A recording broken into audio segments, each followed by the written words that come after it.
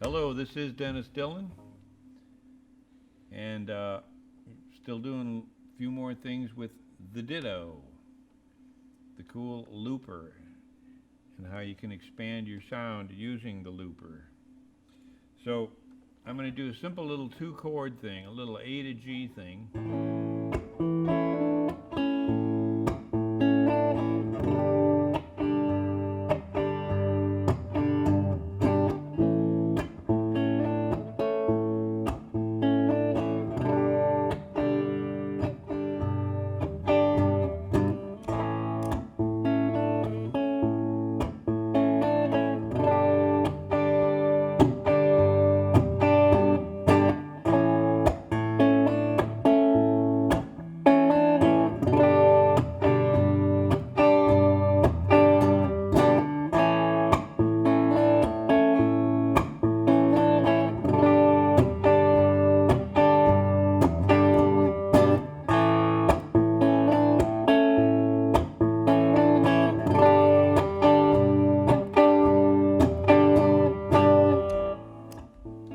So here we have it. But bearing in mind, you want to keep your part really simple so it doesn't get too crowded. Now what you can do with this is you can, we have an A to D, an A to G change. We have an A to G change here. And so if you're trying to learn how to do different, learning how to play leads, say, or learning to navigate around that and to find the different notes to how to approach leads, I usually tell people to just play off the chord shapes that are up higher on the neck rather than playing scales. There's nothing wrong with learning scales, and all kinds of instructional people tell you all about the scales, but a lot of people that I've listened to who play scales a lot, when they go to play their solo, it sounds like they're playing scales rather than taking a melodic approach. So in this case, we've got a simple change of A to G.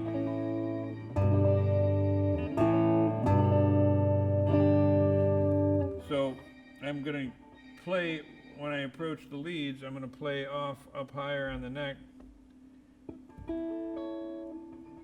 For instance, taking the D position and moving it all the way up to the 9th fret is an A, and the 7th fret is a G. So we've got the thing going with, there's your A chord and your G chord. Now we go up to here.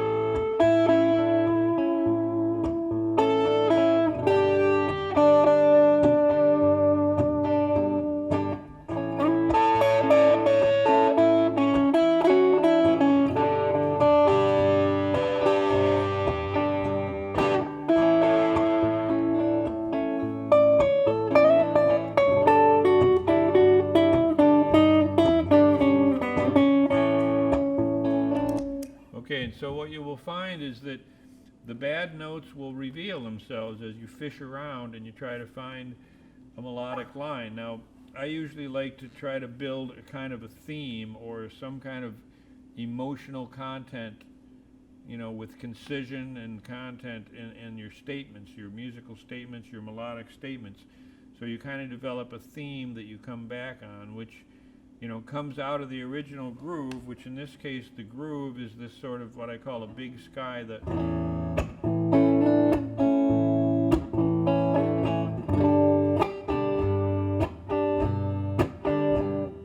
so those first licks I did were just working off of this A position and this D position.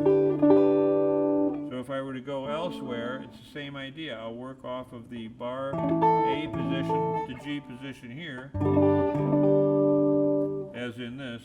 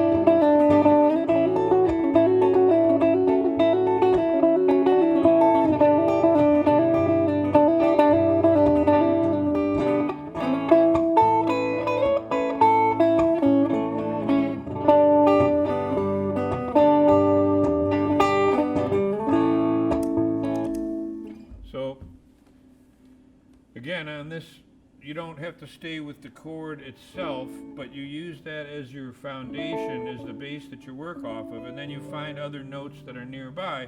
And when you hit a bad note that doesn't fit, it'll be real obvious, and you can just slide back out into a note that does work.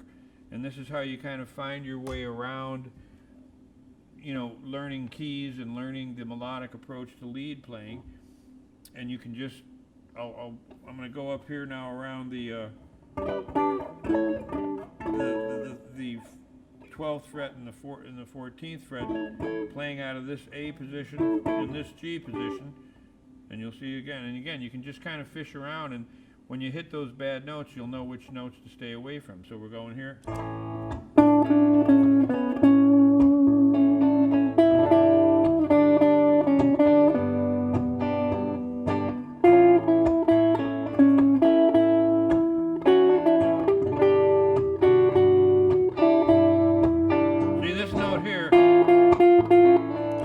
That's one of the clams that doesn't work, so I'll stay away from that. But if I happen to hit it by accident, you just quickly go to a note that does work, and then that's how you'll find out which notes to stay away from. Here we go again with it.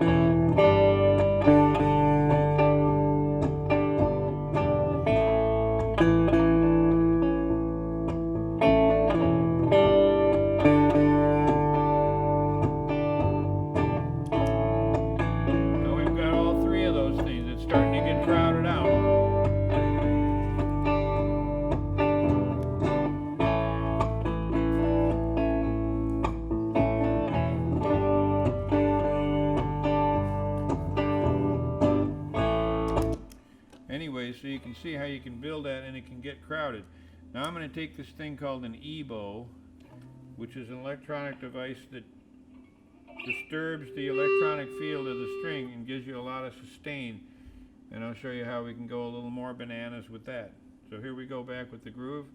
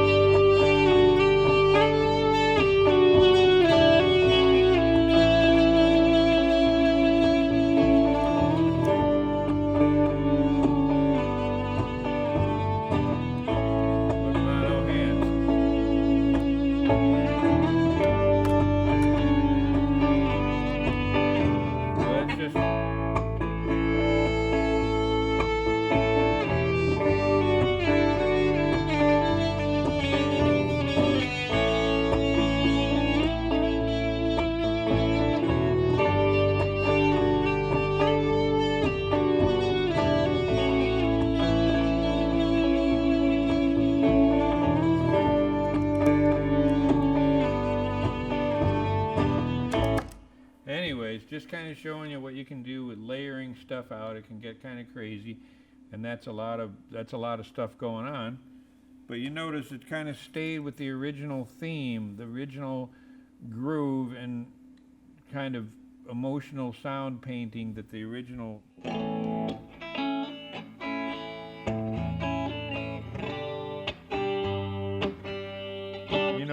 the lines that really define it, that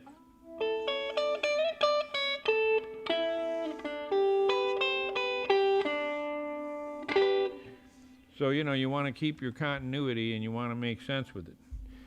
So that's the end of this session with the 2-chord build and what you can do with the Diddo there. Again, this is Dennis Dillon signing off on this little Diddo workshop.